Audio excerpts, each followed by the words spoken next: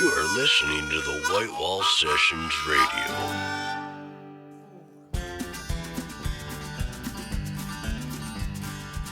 Welcome to the White Wall Sessions Radio. I'm your host, Dan Schaefer.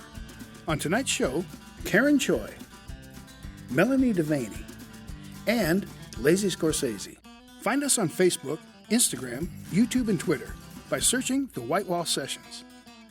The White Wall Sessions would like to thank these fine sponsors for their support. Last Stop CD Shop, Bell Incorporated, Workplace IT Management, Ben's Brewing Company, Screenflare, J. Rick Music, The Pink Moon Room, Minuteman Press, Arts South Dakota, and South Dakota Friends of Traditional Music.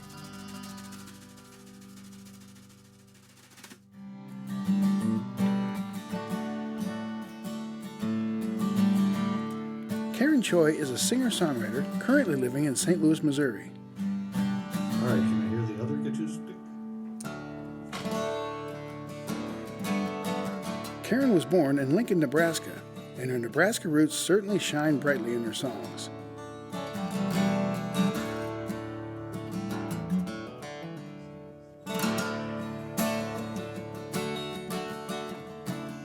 Karen was accompanied by guitarist Nick Dahlquist.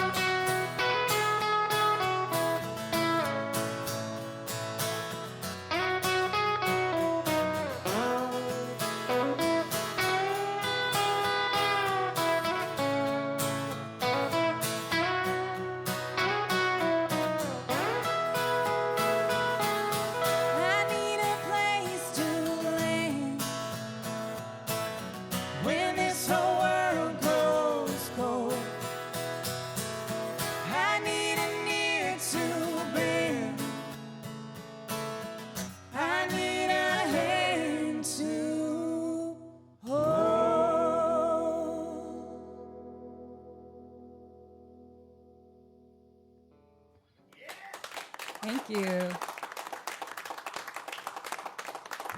We're here at the White Wall Sessions with Karen Choi. Welcome. And she brought Nick Dahlquist along with her. Outstanding. Welcome, everybody. Thanks. So you are currently based in St. Louis, but you're both from Lincoln, right? That's right. How did you meet? Yeah, so we both born Yeah, born and raised. He was born, indeed. Yes, in Lincoln, did happen. in Lincoln, Nebraska, and we both ended up in St. Louis with my family, and then Nick and his wife moved up there. I don't know, a few years ago, and so we had kind of heard each other's names around, just having tons of mutual friends, and then in St. Louis it was sort of like we should. Both musicians, and Nick's a singer-songwriter in his own right, and so we decided to, I think, do a show together, right? Is that what happened? And we then, did like we did our own stuff, but we got together beforehand and sang a little bit on each other's stuff too, and that kind of cemented it. So the only two people in St. Louis with a Husker shirt and a guitar. Right, yeah. It's like, well, I guess we should probably play music together. Yeah. So how long have you been playing then, Karen?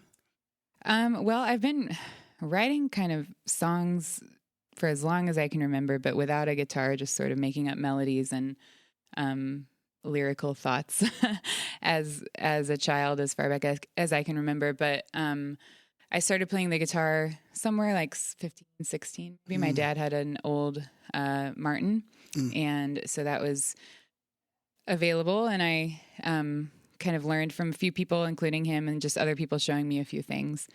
And then that sort of was the marriage of like this interest I've always had in lyrics and words and poetry, and then kind of gave me a home for those things when I learned the guitar. Interesting. I want to come back to that. Nick, how long have you been playing?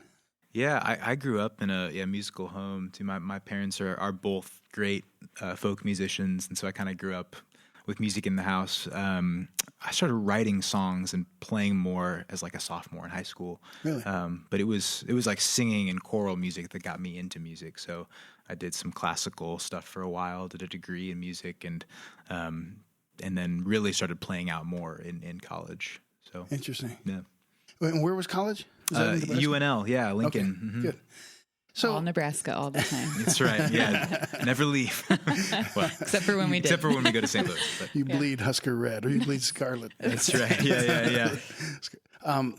So when you write, Karen, you kind of explained it earlier, but do the thought come first? Because they seem to be personal songs, the ones you wrote, sort of about experiences and that. Yeah, I write a lot of songs about my personal experiences, but also I sort of just like to collect other people's stories, and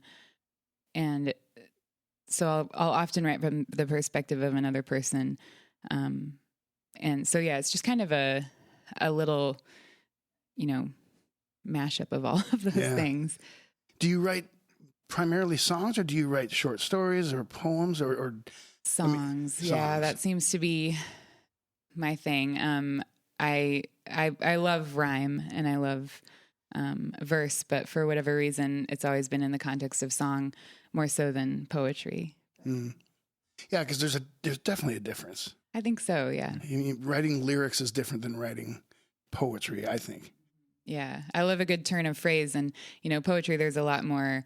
I think just freedom in terms of you're not always locked into rhyme, and I love that about a song. Like, you don't have to rhyme in a song, but just sort of that puzzle of fitting words together within a certain cadence and making it all fit together. Yeah.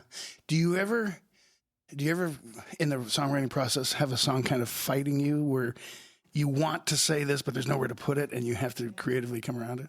Yeah. Well, I have lots of those situations where I'll kind of, like, just to speak to your earlier point about if the words or the music come first, there's a lot of times I'll have one phrase pop into my head.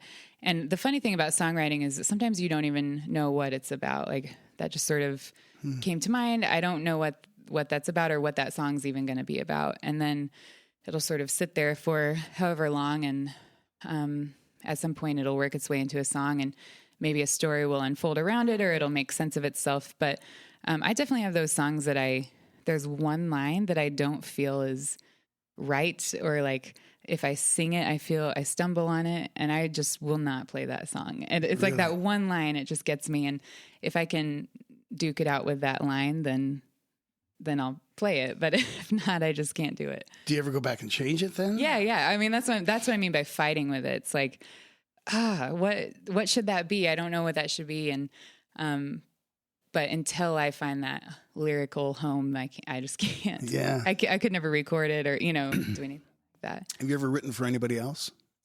Not really. I've mostly just always done the singer-songwriter performer thing. One of my favorite things about songwriting, just that mystery. You can be a verse in and kind of not really understand what is actually what the whole song is going to be about, and or maybe you'll think it's about one thing, and then a chorus, you'll kind of work on the chorus, and it's like this is about something completely different, and it takes the song in a different direction. So I find that sort of mysterious in a way, that you can be writing the words and also surprised and following along on the songwriting journey. And I left that city that I thought loved me. The snow came hard and fast, and they closed the gate on the interstate. No one was getting past. No one was getting past.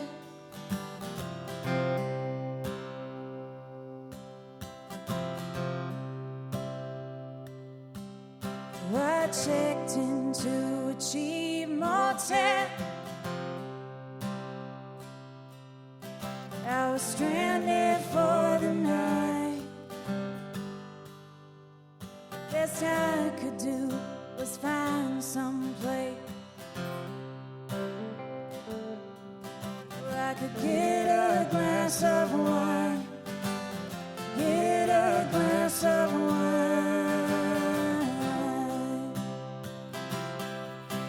I was heading northbound, going south. I lost all sense of traction. Put all my hope in a flimsy plane. Left me spinning, spinning in our direction.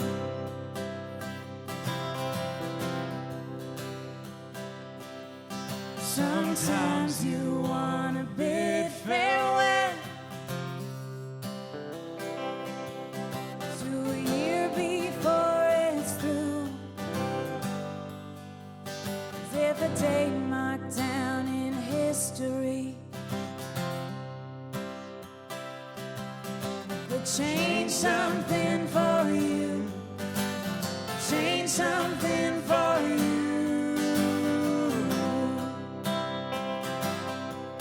I was heading northbound, going south. I lost all sense of traction.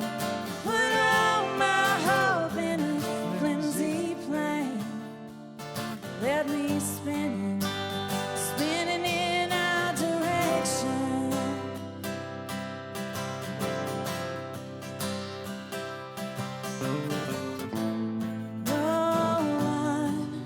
No one can tell me why. I may never know. May never know.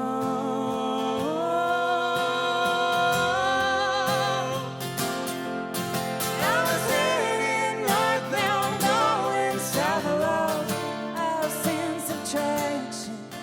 Put all my hope in a flimsy plane. Left me spinning, spinning in our direction.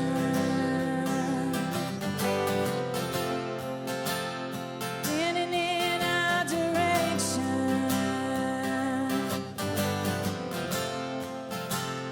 Spinning in our direction. Spinning in our direction.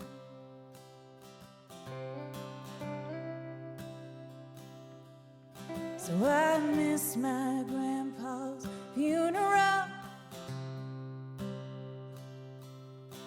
and for that my heart still grieves.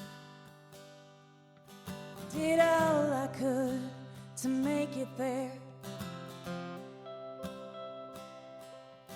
but the snow was just too deep.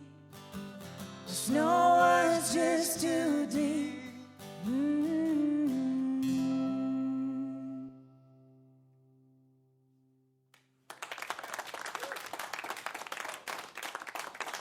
Coming up after the break, Melanie Devaney.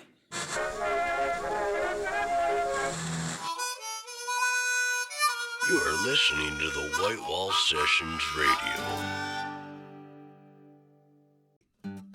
Hi, I'm Ben Hanton, founder of Ben's Brewing Company. At Ben's, we've always appreciated the finer things in life, like great friends, great music, and great beer. Ben's Brewing Company is proud to announce our White Wall Session Ale. This light pale ale is sourced from the finest local ingredients and pairs exceptionally well with great friends and great music.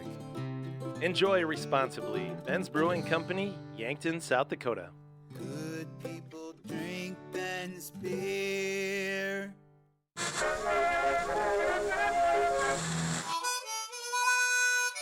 You are listening to the White Wall Sessions Radio.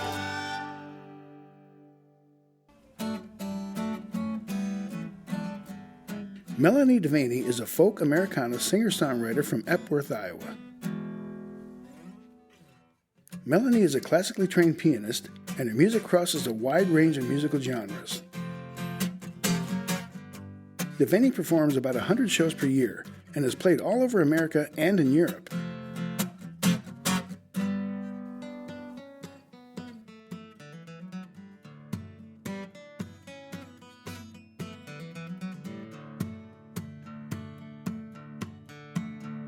Didn't want to be a poor man and stand behind no mule, so I took all my chances, for my chances were through.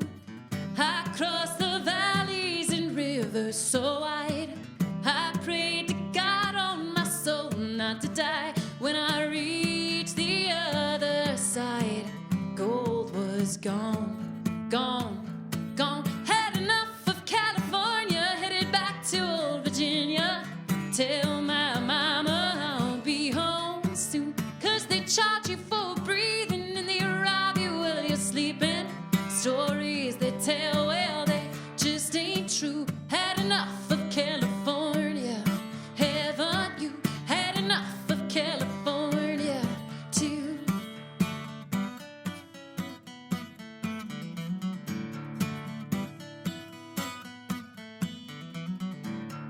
They said go west now, you'll have all you seek.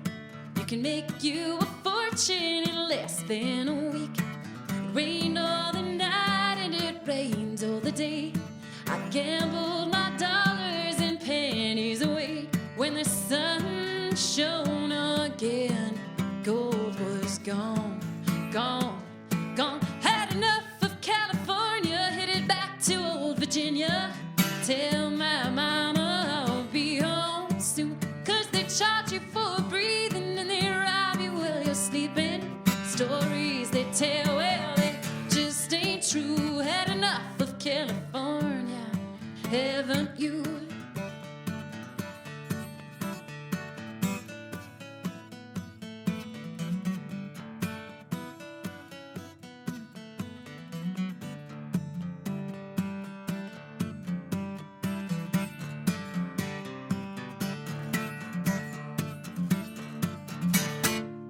"49, 49, everybody about went out of their mind. Left the ones they loved behind, but all the gold was gone.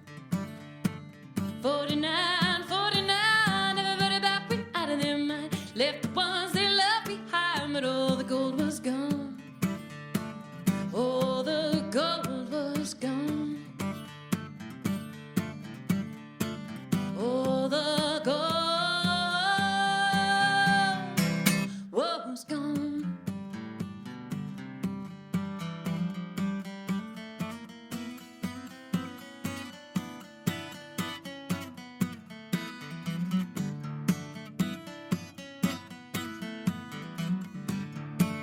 All you can take is a story to tell.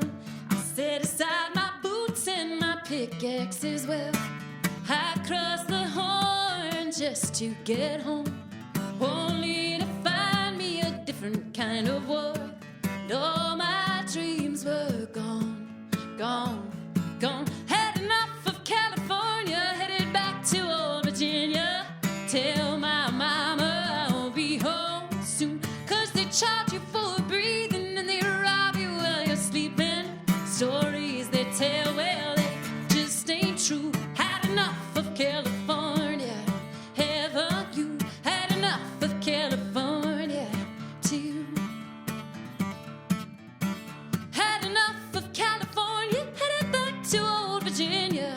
tell my mama I'll be home soon. 'Cause they charge you for breathing and they rob you while you're sleeping. Stories they tell, well, they just ain't true. Had enough of California. Had enough of California. Had enough of California. Haven't you had enough of California too?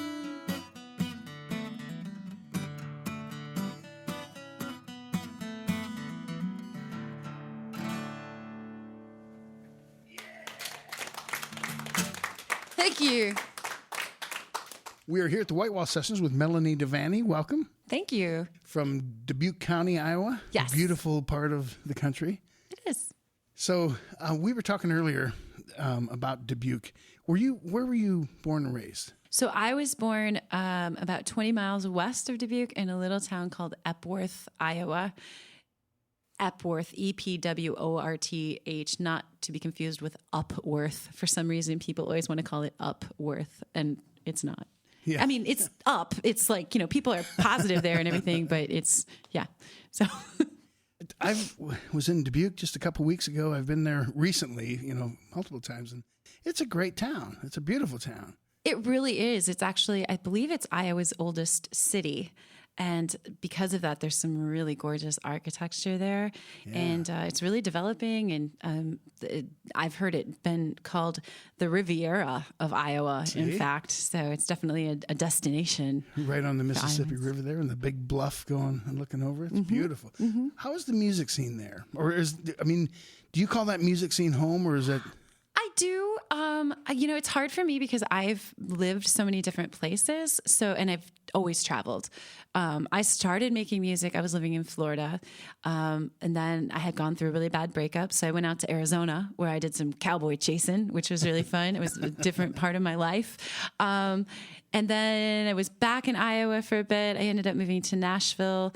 Then I was done chasing cowboys. So I chased my husband, my now husband. I stalked him out to California.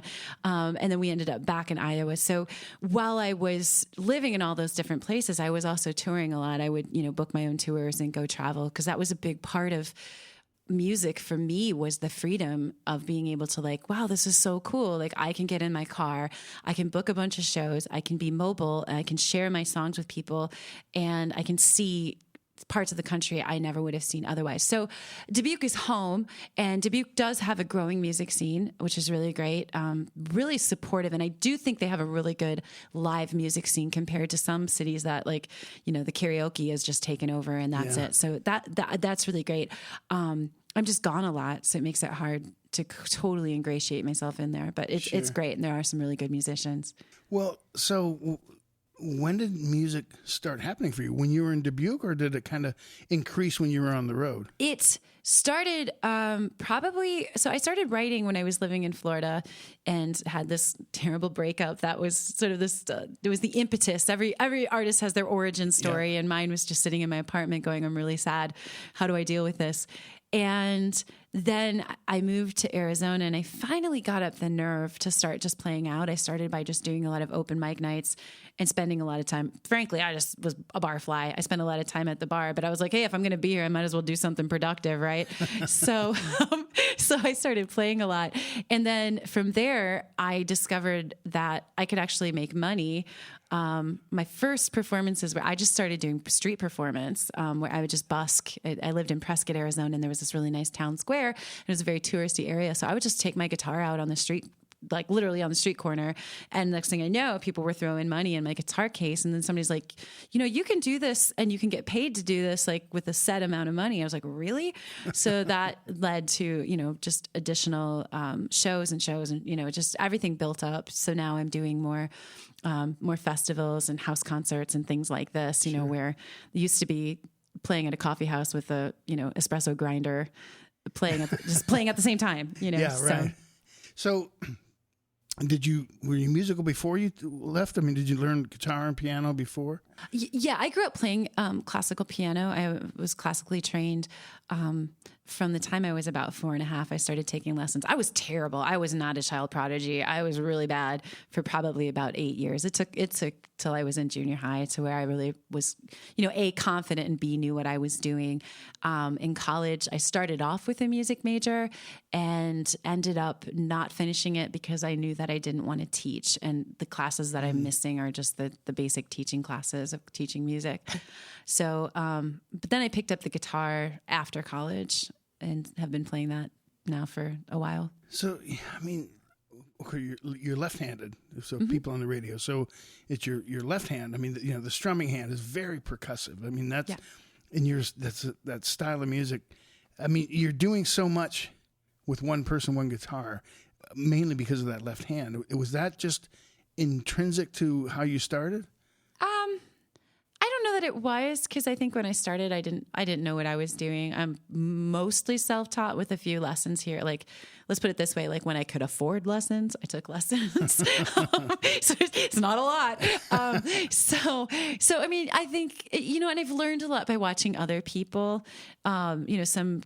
Seeing people live and kind of seeing what they do. And then a lot of it's just honestly a lot of experimentation, just sitting down and kind of fiddling around when I'm bored, or, just every now and then I'll just be like, I'm going to get to be a better guitar player. And so I'll practice not knowing what I'm doing, and I'll do that. And then something else, I'm kind of squirrel-like, so something else will take my attention. I'm like, I'm done with that. But yeah, sometimes it's, I really need to focus on guitar playing, or I really want to focus on songwriting, and it can kind of conflict sometimes. Definitely. Yeah. And I think as artists, everything's cyclical. I think, you go through seasons of like, I'm going to get really good at songwriting, and you'll have a collection of songs that come out of that period. And then I know myself, I'll go a month or two and I won't write much of anything.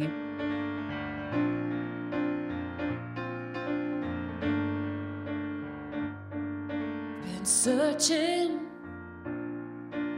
along this shallow shore, and just what I need from you I ain't sure of anymore. I've cast my net in the dark of night, but I've been coming up empty-handed at the break of the morning light. And I know I can't just float if I'm gonna get to where you want me to go. Send me to the deeper water. When I am weak, you are stronger. I wanna love you better. I'm gonna sail further, I'm gonna try harder. I wanna love you better. Send me to the deeper water. Been listening to hear your voice among the waves, calling me back to you, showing me a better way. You've been beside me all of this time. I just had to wake up and make up my mind, and I know you will lead me back home, 'cause now I'm forced to let the wind blow. Send me to the deeper water. When I am weak, you are stronger. I wanna love you better.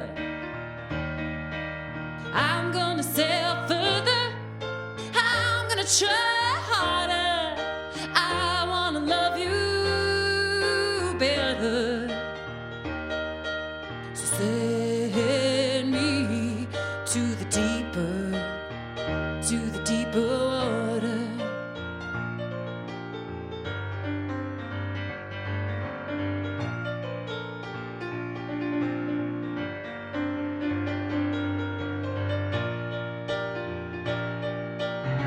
And I've had the revelation that I've got limitations.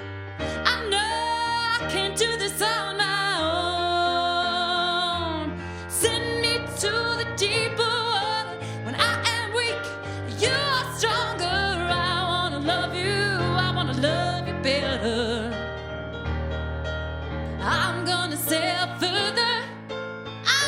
try harder. I wanna love you better. So send me to the deeper, send me to the deeper, send me to the deeper water.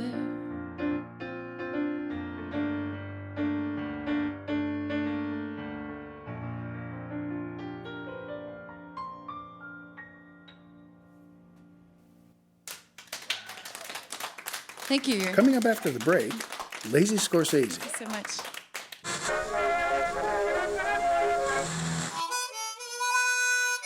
You are listening to the White Wall Sessions Radio.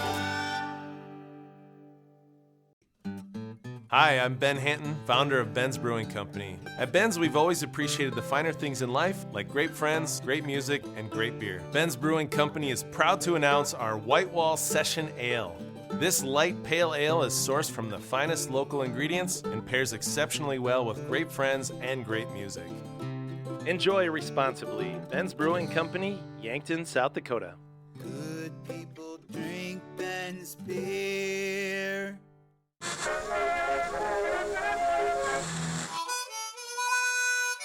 You are listening to the White Wall Sessions Radio.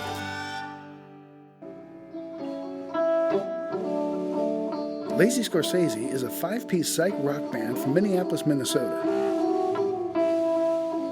The band combines elements of folk, pop, funk, and shoegaze to achieve their unique sound. Lazy Scorsese is Anthony Osland, guitar and vocals, Chris Michaels, bass and vocals, Dave Donovan, guitar and vocals, Ryan Barrett, drums, and Tyler Devaney, keys. All right, that sounds good.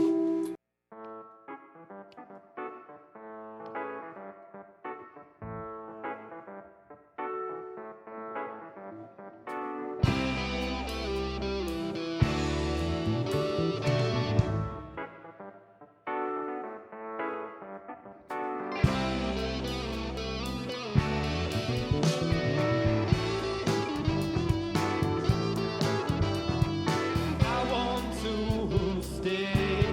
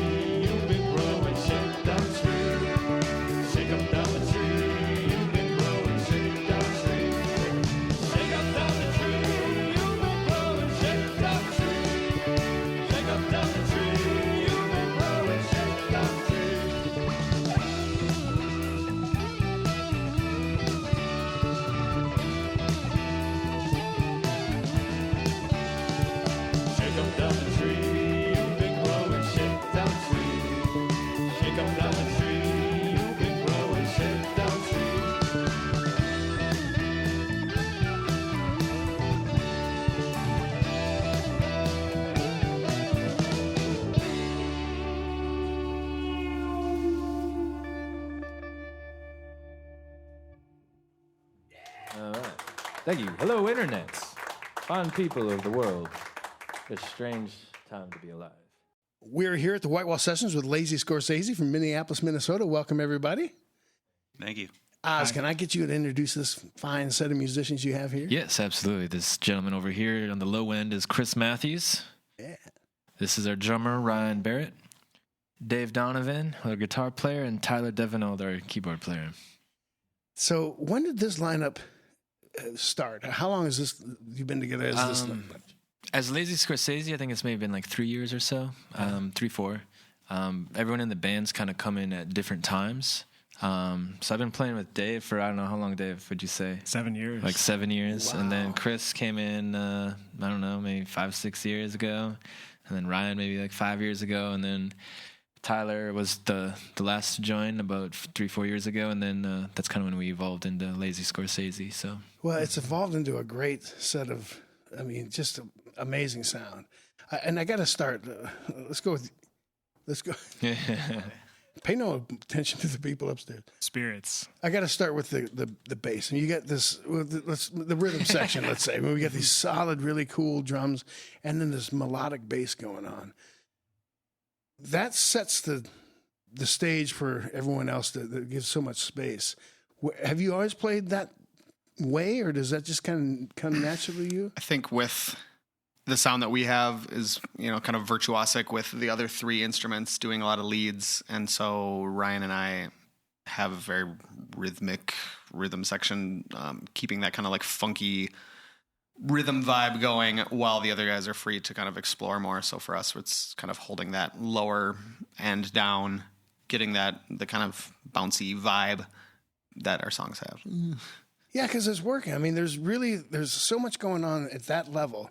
So much musical melody things that just frees you all up to do, you can do a little or a lot, and that just adds to the flavor. So, Oz, how did you, I'm not really, I don't have a real coherent thought there, but tell me about this rhythm section you got there. How is it playing on top of those guys? it's pretty fun. Well said. For the most part, just kind of let everyone do their own thing, and everyone will toss around some ideas here or there, but everyone kind of just does their own thing, and so it's all happened pretty organically as far as like who's doing what and what brought us there. But for me, it's been funner to play as we've evolved and things have gotten a little funkier and a little more energy to the songs. So we only just got to the point. Oz and I rode all the way here, and so we had 4 hours to like talk to each other. Like, let's pretend like we're interviewing each other. And it was we realized like the 7 years we've played together, that's always been a lot of like artistic, creative, flow. Play what you want when you want, and there's a lot of space. We create the space for that. But we started only recently to try and experiment with nothing and like the importance of that space. So that's kind of the phase we're trying to kind of balance is like, how can we start to bring that in? So I don't know. It's hard. Yeah. Well, when you started out as a 3-piece, at one point you were a 3-piece, right? Yeah. Yep. You've got certainly a different kind of space as a 3-piece, but you've also got this responsibility of holding your thing down. Mm-hmm. As you add players and instruments, do you feel that space gets wider or narrower, or just changes a little? It's a less is more kind of approach. And that's like what Dave was saying, is experimenting with leaving space and not filling everything with as much sound as you possibly can to play back, let the other instruments shine, and not have 5 guys all fighting for, the sound, the limited sound. Yeah, I think that's still like in the process, honestly. Like, because as Dave said, it's kind of a newer thought that we're like being, not that we weren't ever mindful of it before, but even like we're trying to be more intentional about it. Because I do think at times where, there's a lot going on, and I think it's all pretty interesting. But now we're kind of trying to look at it from the perspective of, like, well, how important is every one of those little.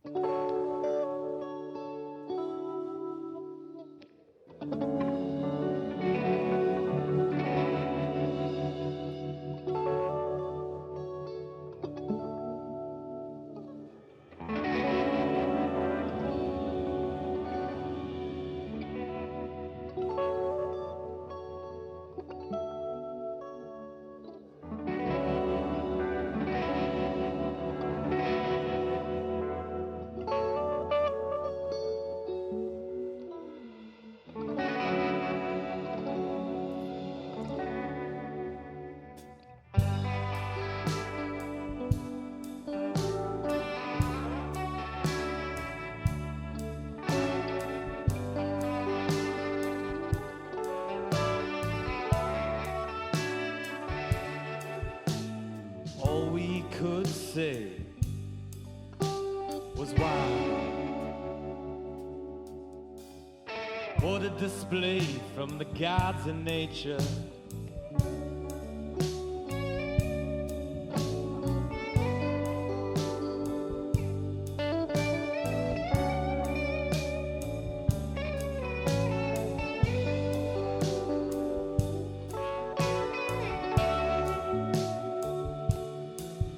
And is this love?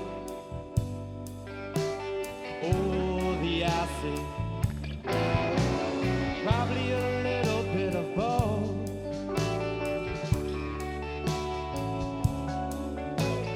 Either way, I am stoked to ebb and flow with your soul. Ebb and flow with your soul.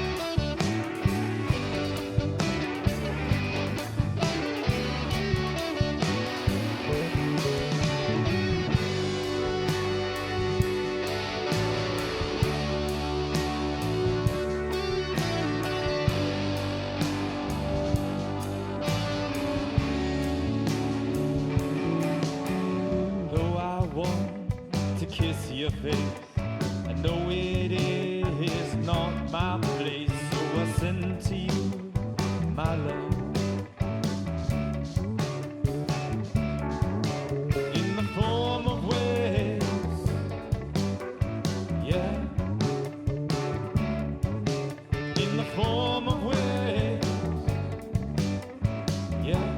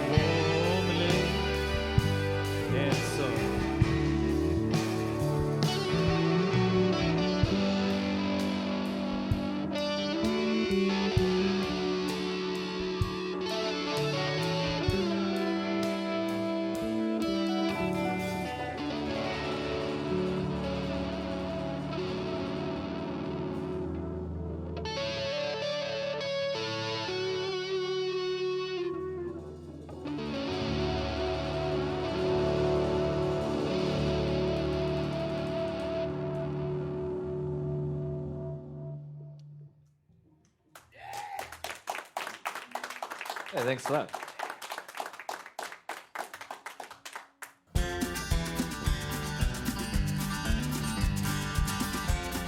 White Wall Sessions is recorded at Last Stop Studios in Sioux Falls, South Dakota, and is produced by Spectrum Films Incorporated.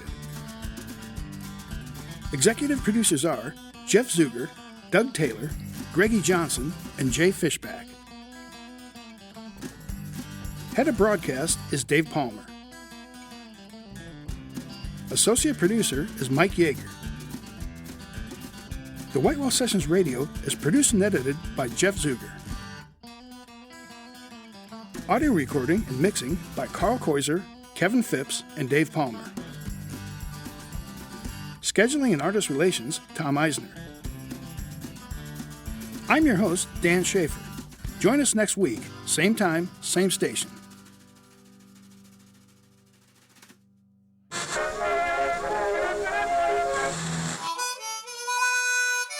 You are listening to the White Wall Sessions Radio.